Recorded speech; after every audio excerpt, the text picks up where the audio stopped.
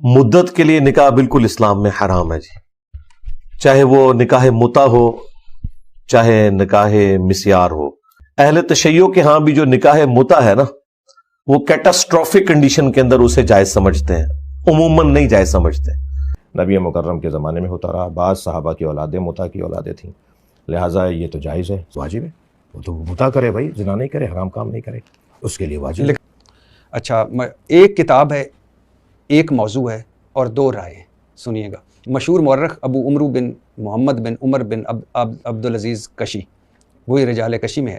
مشہور شیعہ راوی زرارہ بن عیون، جو حضرت باقر، حضرت جعفر صادق اور حضرت امام موسیٰ کاظم کے اصحاب میں شامل تھا۔ امام جعفر صادق فرماتے ہیں، اے زرارہ تیرا نام جنتیوں میں لکھا ہوا ہے۔ پھر فرماتے ہیں، اگر زرارہ نہ ہوتا تو امام باقر کی حدیث کا نام و نشان تک مٹ جاتا۔ اسی کتاب میں امام جعفر صادق فرماتے ہیں، زرارہ تو مومن ہی نہیں، زرارہ پر لعنت ہو، اللہ کی لعنت ہو۔ یہ الفاظ 3 بار دہرائے آپ نے۔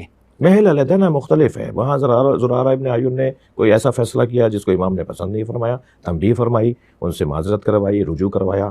وہ کسی اور موقع کی حدیث ہے، یہ کسی اور موقع کی حدیث ہے۔ اچھا، ایک نعوذ باللہ یا معاذ اللہ اسی کتاب رجال کشی میں ہے کہ نبی کی وفات کے بعد تمام صحابہ اسلام سے ہٹ گئے تھے، مع سوائے مقداد بن اسود رضی اللہ تعالیٰ عنہ کے، ابو ذر غفاری رضی اللہ تعالیٰ عنہ کے، سلمان فارسی رضی اللہ تعالیٰ عنہ کے علاوہ۔ دیکھیں تو یہ تو کتب اہل سنت کے اندر بھی ہے نا کہ جب قیامت میں محشر میں نبی مکرم حوض کوثر پہ اپنے اصحاب سے ملیں گے تو آپ فرمائیں گے کہ انہیں مجھ سے دور کر دو۔ 4000 صحابی ہوں گے جنہیں حضرت فرمائیں گے میرے بعد مرتد ہو گئے تھے۔ تو یہ تو کتب اہل سنت کے اندر بھی ہے۔ رہ گئی بات یہ کہ آپ یہ جو فرما رہے ہیں کہ صرف 4 رہ گئے تھے، نہیں 4 نہیں، صحابیت کے اندر درجات ہیں، صحابیت کے اندر مقامات اور منزلتیں ہیں، سارے صحابی برابر نہیں ہیں۔ وہ جو آئیڈیل صحابی، وہ جو 100% نمبر لینے والے صحابی، وہ یہ 4 تھے۔ یعنی اس حدیث کی تشریح میں یوں کروں گا، یعنی حضرت ابوبکر صدیق رضی اللہ تعالیٰ عنہ، حضرت عمر فاروق رضی اللہ وہ تعالیٰ تو میں پہلے کہہ چکا ہوں، آپ اس بحث میں مجھے نہیں لے کے جائیں نا، کیونکہ حضرت زہرا کے ناراض ہونے پر ہم ہمارا چیپٹر میرے خیال سے وہ کرنی بھی چاہیے، اس سے تقسیم بڑھتی ہے، بات سمجھ بھی آ گئی۔ پھر امام موسیٰ کاظم سے روایت ہے، قیامت والے دن اعلان کیا جائے گا، محمد رسول اللہ کے وہ ساتھی کہاں ہیں جنہوں نے آپ کی وفات کے بعد عہد شکنی نہیں کی؟ تو سلمان فارسی رضی اللہ تعالیٰ، مقداد بن اسود اور ابو ذر غفاری رضی اللہ تعالیٰ کے سوا کوئی کھڑا نہ ہوگا۔ میں پھر آپ کیفیت دیکھیں، میں نہیں، ہم ہرگز یہ نہیں کہہ رہے کہ ان 4 صحابہ کے علاوہ کوئی صحابی نہیں رہا، نہیں، صحابیت میں مقامات اور منزلتیں اور درجے ہیں۔ پہلی لائن میں بیٹھنے والا یقیناً طالب علم، اور آخری لائن میں کلاس میں بیٹھنے والا برابر نہیں ہے، دونوں کلاس میں ضرور ہیں، دونوں شاگرد ضرور ہیں۔ بڑا واضح لکھا ہوا ہے کہ وہ ساتھی کہاں ہیں جنہوں نے عہد شکنی نہیں کی۔ تو عہد شکنی تو ہوئی نا، یہ بھی وہی موضوع ہے جس کو آپ آگے میں پھر آگے نہیں بڑھانا چاہتا، کیونکہ میرا مقصد جوڑنا ہے، میرا بھی یہی ہے اور آپ کا بھی یہی ہے، بات آپ تک پہنچ گئی ہے۔ باقی امام باقر، ایک دفعہ زرارہ نے، یہ زرارہ کی دوبارہ زرارہ بن عیون، ایک دفعہ زرارہ نے امام سے اعمال گورنروں کے دیے ہوئے عطیوں سے متعلق پوچھا تو آپ نے فرمایا کوئی مذائقہ نہیں۔ پھر جب زرارہ چلے گئے تو فرمایا، میں نے تو یہ سوچ کر کہ کہیں وہ ہشام بن عبد المالک اموی خلیفہ کو مخبری نہ کر دے، اس لیے یہ کہا تھا، ورنہ حقیقت میں ان عطیوں کو حرام سمجھتا ہوں۔ میں نے عرض کیا کہ تخیہ کے اوپر حمل کریں گے، بہت ظلم تھا، بہت زیادتی تھی۔ اگر کھل کے آتے ان بادشاہوں کے خلاف تو وہ جو برکتیں ان کے وجود کی تھیں، وہ جو علم پھیل رہا تھا، وہ جو لوگوں کو ہدایت مل رہی تھی، وہ سلسلہ بند ہو جاتا۔ اور کچھ حقائق بھی تھے، مثلا ہشام کے اگر پر ہم ہسٹری پہ جائیں گے، جس کی طرف آپ جس کا نام اس روایت میں، تو ہشام کے تو بڑے عجیب و غریب کارنامے اور معاملات ہیں۔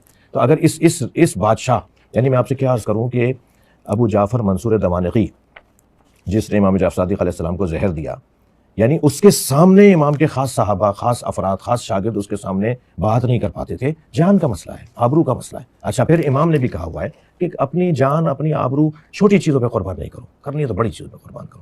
تو یہ جو بحث ہم جب لے کر آتے ہیں تو تقیہ کی بحث لے کر آتے ہیں کہ یہاں پر یہ کام کرنا ہے، یہاں یہ کام نہیں کرنا۔ شیعہ محدث صفار محمد بن حسن صفار کمی، کلینی کے استاد ہیں، کتاب بصائر الدرجات میں لکھتے ہیں، یہ معتبر ترین کتاب ہے آپ کی۔ کلینی نے اس کتاب سے روایت نقل کی، مدرسہ تبریزی میں اس کتاب کو عظیم کتاب کہا گیا ہے۔ حضرت امام باقر فرماتے ہیں، رسول اللہ صلی اللہ علیہ وسلم نے مینا میں صحابہ سے مخاطب ہو کر فرمایا کہ اے لوگوں، میں تمہارے پاس 3 چیزیں چھوڑ کر جا رہا ہوں، قرآن مجید، اہل بیت، کعبہ۔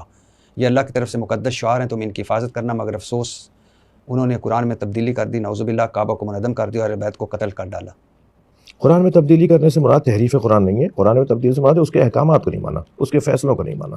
اس نے جو کہا تھا اور کہنا یہ نہیں کہہ رہا، یہ کہہ رہا، خود بدلتے نہیں قرآن، اقبال کہتے ہیں، یہ مراد ہے۔ ویسے علامہ احسان علیہ ظہیر کی کتاب ہے شیعہ القرآن، اس میں 2300 شیعہ علماء کے حوالے دیے گئے ہیں کہ قرآن میں تبدیلی ہوئی۔ میں 23,000 دینے کو تیار ہوں، چھوڑ دینا اس بحث کو۔ ٹھیک ہے۔